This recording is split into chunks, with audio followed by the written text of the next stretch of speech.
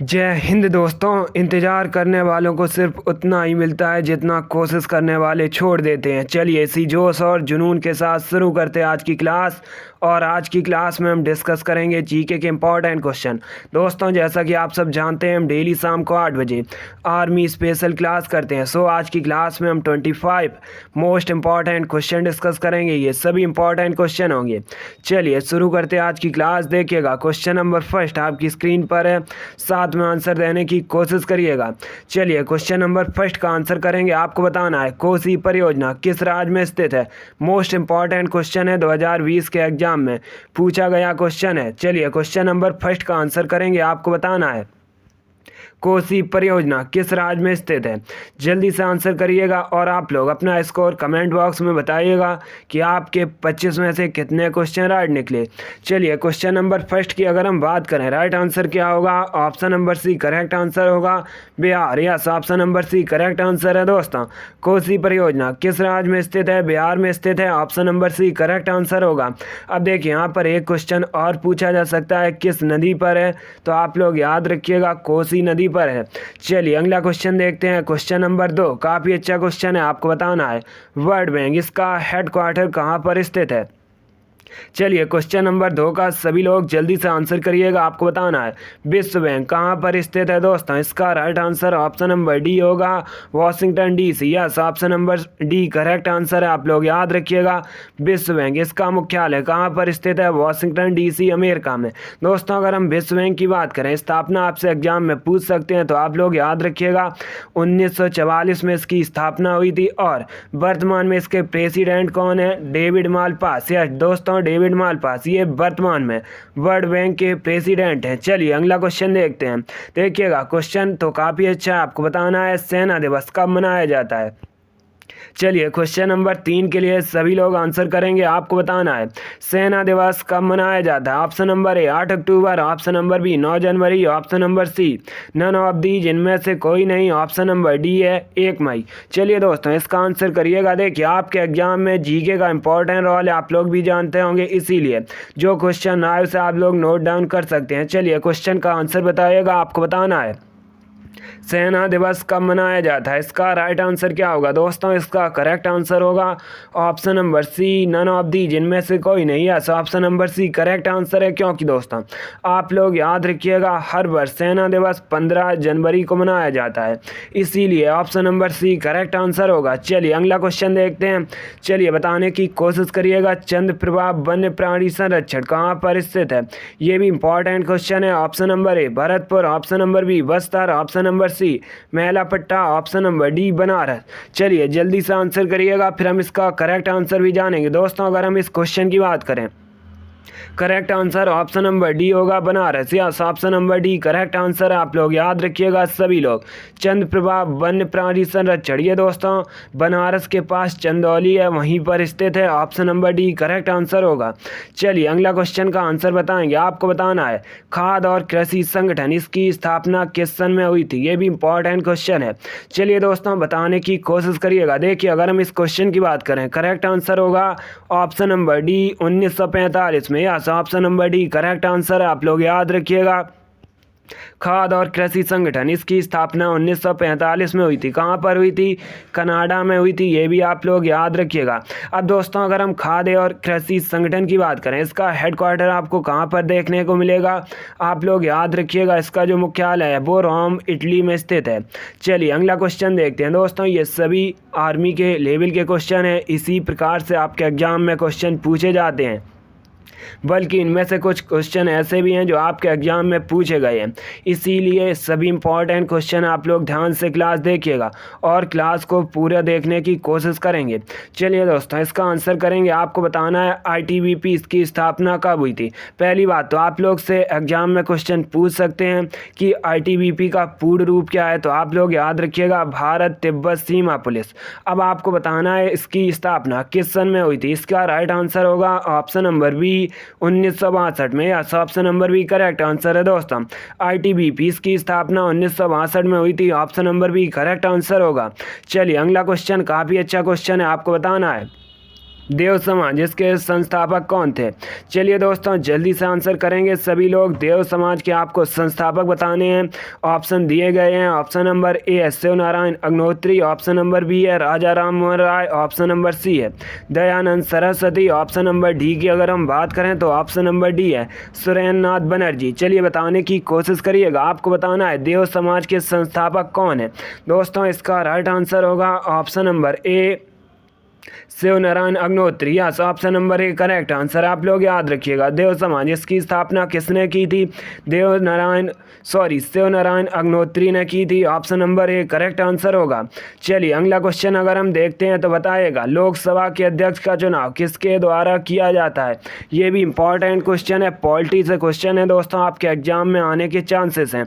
आप लोग बताने की कोशिश करिएगा लोकसभा का अध्यक्ष का चुनाव किसके द्वारा किया जाता है। पहली बात तो आप लोग याद रखिएगा लोकसभा अध्यक्ष को ही दोस्तों स्पीकर कहा जाता है और वर्तमान में लोकसभा अध्यक्ष कौन है? ओम बिरला। चलिए बताने की कोशिश करिएगा इसका चुनाव किसके द्वारा किया जाता है। इसका करेक्ट आंसर होगा ऑप्शन नंबर डी लोकसभा के सदस्यों द्वारा लोकसभा के अध्यक्ष का चुनाव होता है। Option number D correct answer होगा। चलिए अगला क्वेश्चन आपके सामने है, बताइएगा सिखों के 5वें गुरु कौन थे? ये भी इंपॉर्टेंट क्वेश्चन है दोस्तों, आपके एग्जाम में पूछा गया क्वेश्चन है, आपको बताना है सिखों के 5वें गुरु कौन थे। ऑप्शन दिएगा, इसका राइट आंसर होगा option number D Guru Arjun Dev. Yes, option number D correct answer है ये दोस्तों। सिखों के 5वें गुरु थे कौन? Guru Arjun Dev. Option number D correct answer होगा। चलिए अगला क्वेश्चन अगर हम देखें तो आपको बताना है संविधान जब बना था उस समय कितनी अनुसूचियां थी। चलिए दोस्तों बताने की कोशिश करिएगा संविधान जब बना था उस समय आपको बताना है अनुसूचियां कितनी थी। Option number A 8, option number B 10, option number C 12, option number D 9। ये भी इंपॉर्टेंट क्वेश्चन है। देखिए अगर हम इस क्वेश्चन की बात करें करेक्ट आंसर क्या होगा? Option number A 8। Yes, option number A correct answer है दोस्तों। जब संविधान बना था उस समय कितनी अनुसूचियां थी? 8 अनुसूचियां थी, आप लोग याद रखिएगा। और अगर आपसे पूछा जाए वर्तमान में संविधान में कितनी अनुसूचियां हैं तो आप लोग याद रखिएगा 12। कितनी दोस्तों? वर्तमान में 12 अनुसूचियां हैं संविधान में। चलिए अगला क्वेश्चन देखते हैं। अगला क्वेश्चन आपकी स्क्रीन पर है, आपको बताना है यूनेस्को से संबंधित नहीं है। क्या दोस्तों इनमें से यूनेस्को संबंधित नहीं है? ऑप्शन ए वैज्ञानिक, ऑप्शन नंबर बी व्यवसाय, ऑप्शन नंबर सी शिक्षा, ऑप्शन नंबर डी है संस्कृति। इसका right answer option number B होगा व्यवसाय। Yes, option number B correct answer होगा। चलिए जिसने अभी लाइक नहीं किया एक बार लाइक करिए जल्दी और इसे अपने फ्रेंड ग्रुप सभी जगह ज़्यादा शेयर करिएगा। जो लोग इसकी तैयारी करते हैं आप लोग शेयर ज़रूर करेंगे। और अगर आपका कोई कमेंट कोई क्वेश्चन है तो आप लोग कमेंट में जाकर पूछ सकते हैं। चलिए इसका आंसर करिएगा। आपको बताना है भारत के राष्ट्रपति को अपने पद से कौन हटा सकता है।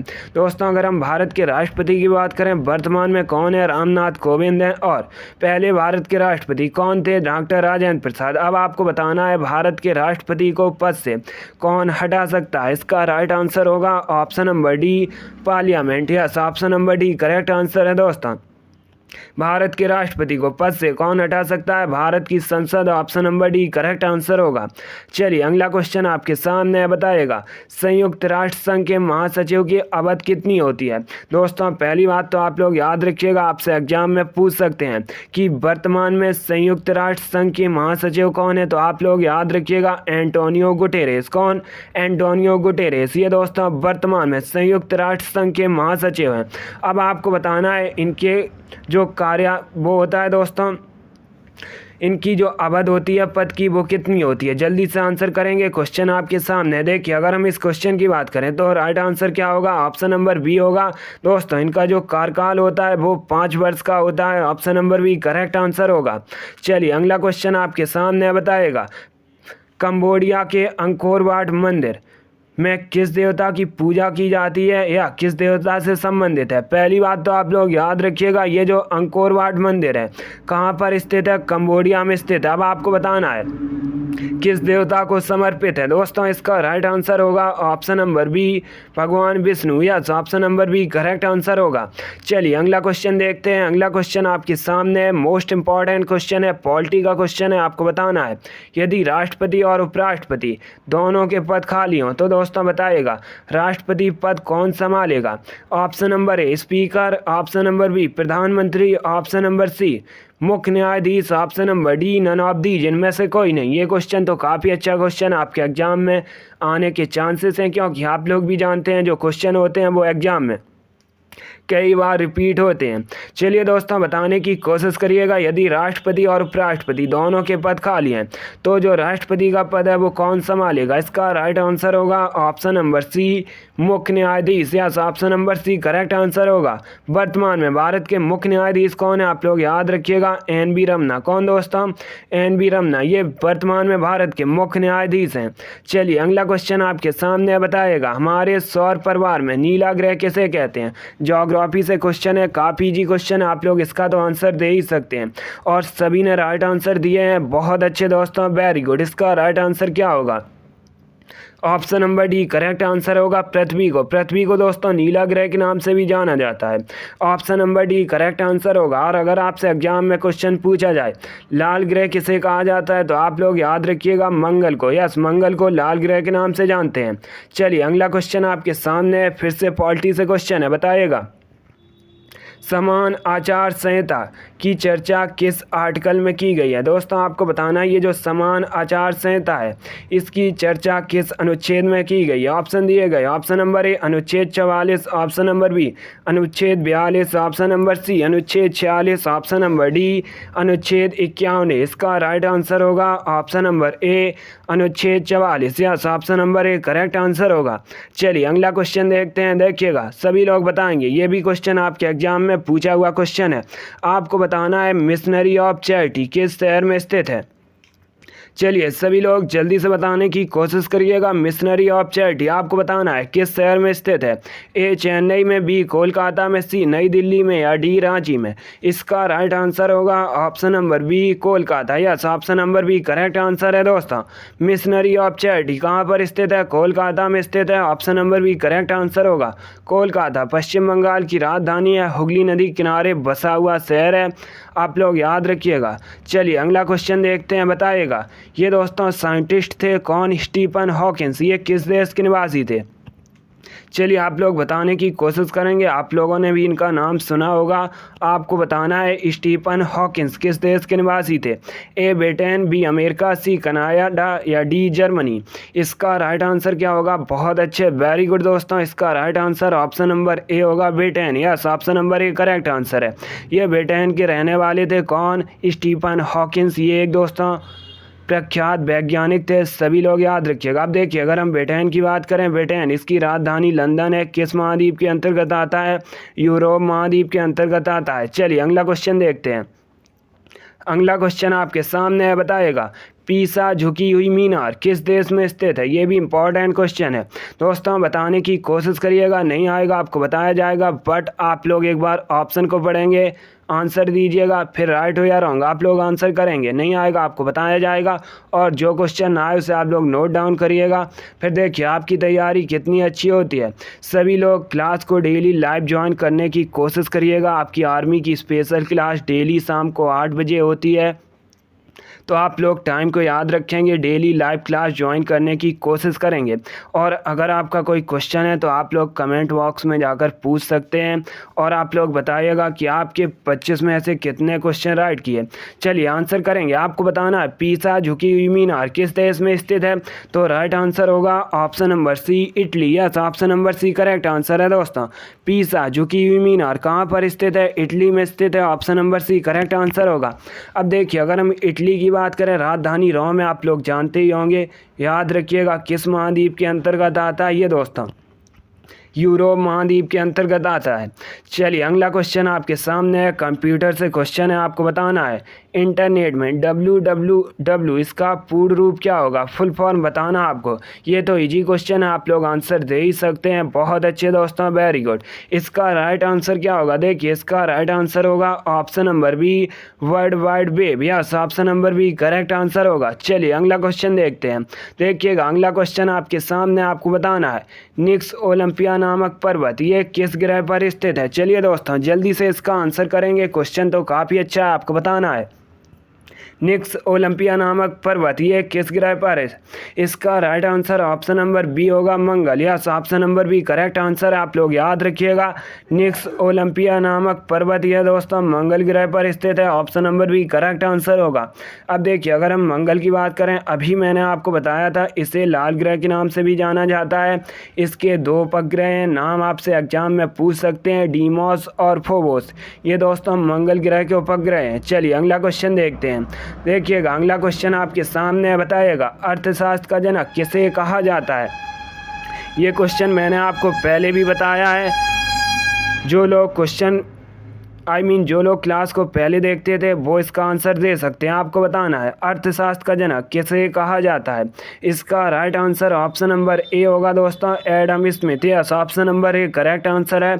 आप लोग याद रखिएगा, अर्थशास्त्र का जनक किसे कहते हैं? एडम स्मिथ को। Option number A correct answer होगा। चलिए अगला क्वेश्चन देखते हैं। अगला क्वेश्चन आपके सामने है, दिवस से संबंधित क्वेश्चन है, आपको बताना है अंतर्राष्ट्रीय नर्स दिवस कब मनाया जाता है? अगर हम ऑप्शंस की बात करें, ऑप्शन नंबर ए है 10 मार्च, ऑप्शन नंबर बी है 12 मई, ऑप्शन नंबर सी है 15 जून, ऑप्शन नंबर डी है नन ऑफ दीज, इनमें से कोई नहीं। आपको बताना है अंतर्राष्ट्रीय नर्स दिवस कब मनाया जाता है। इसका राइट आंसर होगा ऑप्शन नंबर बी 12 मई को। Yes, option number B correct answer है दोस्तों। प्रतिवर्ष 12 मई को अंतर्राष्ट्रीय दिवस के रूप में मनाते हैं। Option number B correct answer होगा। चलिए आज का लास्ट क्वेश्चन आपके सामने है, क्वेश्चन नंबर 25 है। आपको बताना है क्योटो कहाँ का शहर है? दोस्तों बताने की कोशिश करिएगा सभी लोग। ये जो क्योटो है ये कहाँ का शहर है? Option number A America, option number B चीन, option number C Bharat, option number D Japan. इसका राइट आंसर क्या होगा? देखिए, इसका राइट आंसर होगा option number D Japan. Yes, option number D correct answer है। आप लोग याद रखिएगा, क्योटो कहाँ का शहर है? जापान का शहर है। Option number D correct answer होगा। अब देखिए, अगर हम जापान की बात करें, जापान की राजधानी क्या है?